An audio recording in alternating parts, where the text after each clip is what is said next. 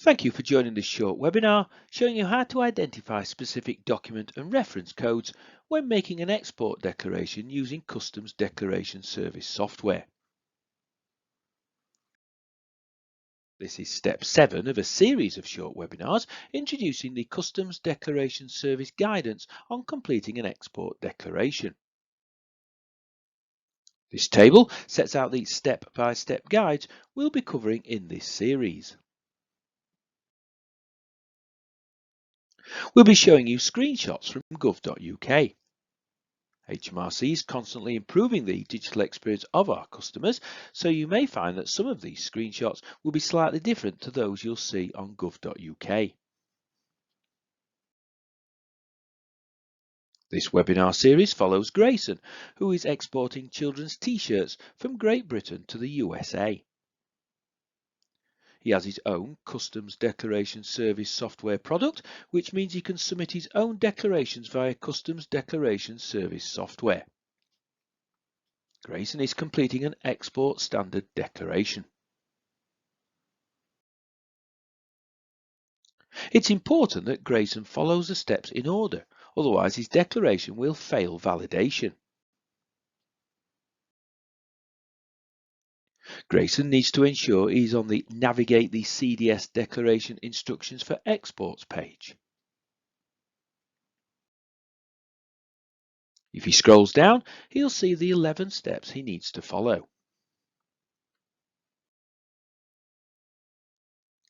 Step 7 relates to specific document and reference codes. Specific document and reference codes are used to identify any specific documents, licenses, certificates or authorizations that need to be declared before the goods can be exported or dispatched.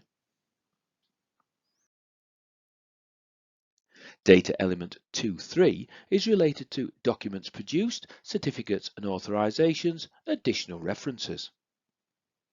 Grayson will need to enter any specific document and reference codes required into data element 2.3 of his declaration.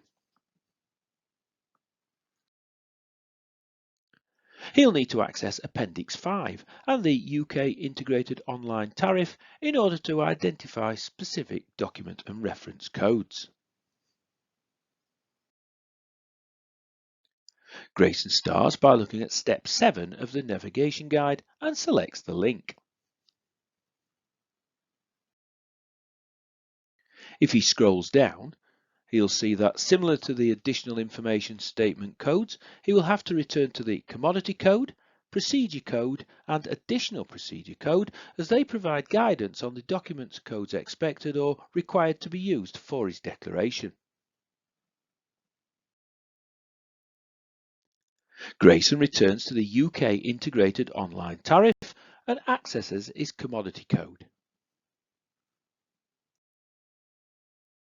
He scrolls down and selects the United States from the drop-down menu.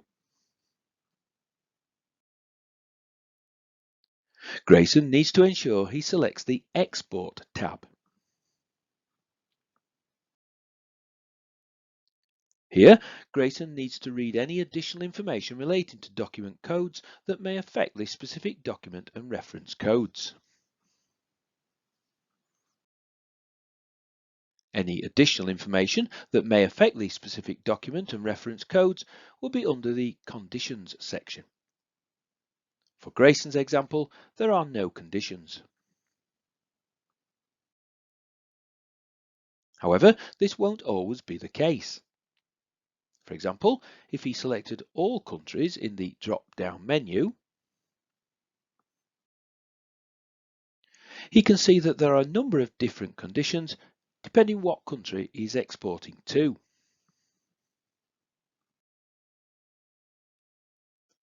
Grayson can take a closer look by selecting the Conditions hyperlink under each section. If he was exporting to Belarus, he would select the hyperlink, which would take him to the document code guidance. If this information was relevant to Grayson's scenario, he would need to view each of the document codes to assess whether the consignment required a license, and if not, which of the alternative document codes should be used to claim an exemption from the license controls. As this is not relevant, he will not use any of these codes. Next, Grayson revisits appendices 1 and 2 to access the procedure codes and additional procedure codes. Anything in Appendix 1 and Appendix 2 takes precedence over Appendix 5. Grayson returns to Appendix 1 and searches for procedure code 1040. He scrolls down to the Documents Produced, Certificates and Authorizations Additional References section. He must read this and see if there are any specific document codes that must be declared. For the procedure code 1040, there is no Documents Produced, Certificates and Authorizations Additional References section. This means there is no additional information required for this procedure code. Let's look at an example of a procedure code for which additional information is required. We will focus on procedure code 1007. If Grayson was using procedure code 1007, he would scroll down to the Documents Produced, Certificates and Authorizations Additional References section. He must read this and see if there are any specific document codes that must be declared.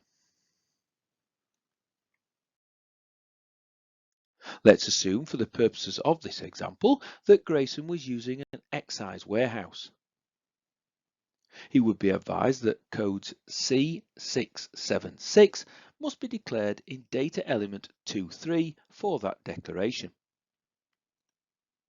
Now let's return to Grayson's scenario and remember procedure code 1007 is not relevant in this case.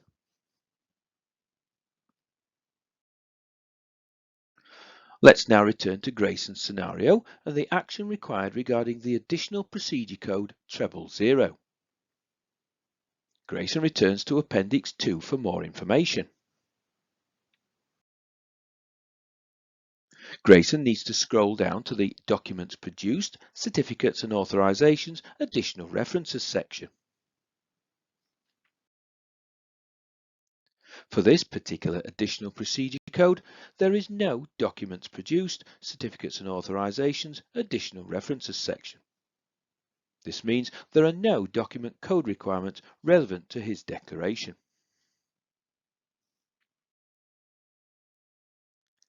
If he had multiple additional procedure codes, he would need to repeat this process for all codes. Now Grayson returns to the CDS declaration instructions for exports.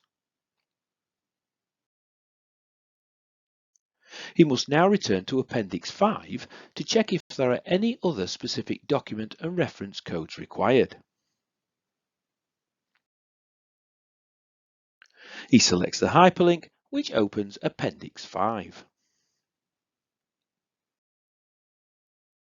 As he scrolls down, Grayson will see a list of appendices denoting documents and other reference codes split by union and national codes.